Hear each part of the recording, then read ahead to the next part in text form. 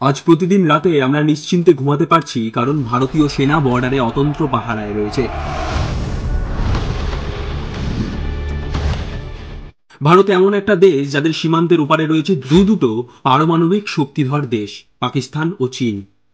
আর এই দুটো দেশই ভারতের সবচেয়ে বড় শত্রু। স্বাধীনতার পর থেকে মোট 5বার এই দুই দেশের সঙ্গে যুদ্ধে জড়িয়েছে ভারত। 4বার পাকিস্তানকে হারিয়ে দিলেও কংগ্রেস সরকারের ব্যর্থতায় চীনের কাছে পর্যদস্ত হয়েছিল ভারত। এছাড়া ভারতের সীমান্তে রয়েছে মায়ানমারের মতো দেশ।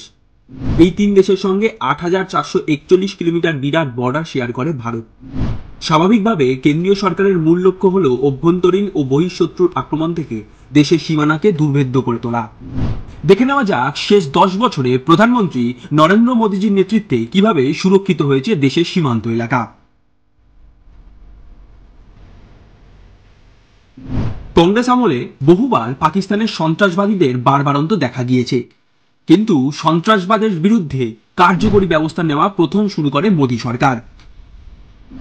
ভারত পৃথিবীকে দেখিয়ে দিয়েছে সন্ত্রাসবাদকে কোনোভাবেই বরদাস্ত করা হবে না।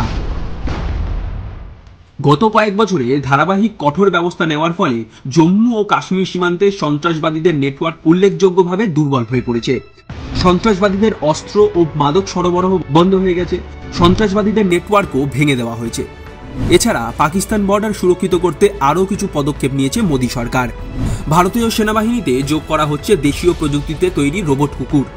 Robotic multi utility legged equipment নামের এই কুকুর জিনিসপত্র বহন থেকে শুরু করে নজরদারির কাজে ব্যবহার করা যাবে।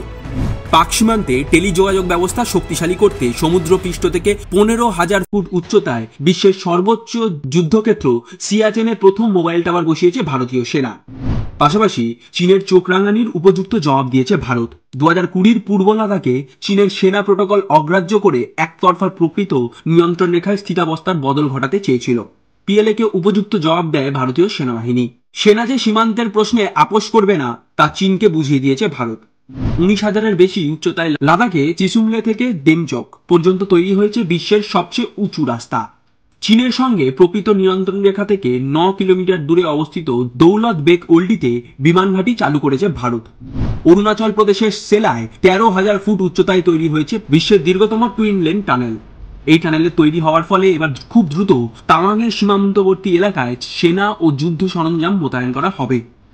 ভারত চীন সীমান্তে ম্যাকমোহন লাইন বরাবর 40,000 কোটি টাকা খরচে প্রায় 2,000 কিলোমিটার রাস্তা বানানোর সিদ্ধান্ত নিয়েছে মোদী সরকার।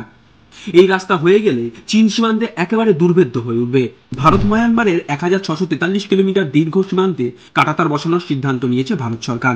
অনুপ্রবেশ এবং চোরাচালান বন্ধ করতেই এই উদ্যোগ নেওয়া হচ্ছে। সীমান্তে কাঁটাতারের পাশাপাশি পেট্রোলিং এর জন্য রাস্তা তৈরি করা হবে। গত 10 বছরে দেশের সীমান্ত এলাকাকে সুরক্ষিত করতে এমন নানা পদক্ষেপ নিয়েছে মোদী সরকার। আর তাতেই ঠান্ডা হয়ে গিয়েছে মুখোশের আড়ালে থাকা চীন পাকিস্তান।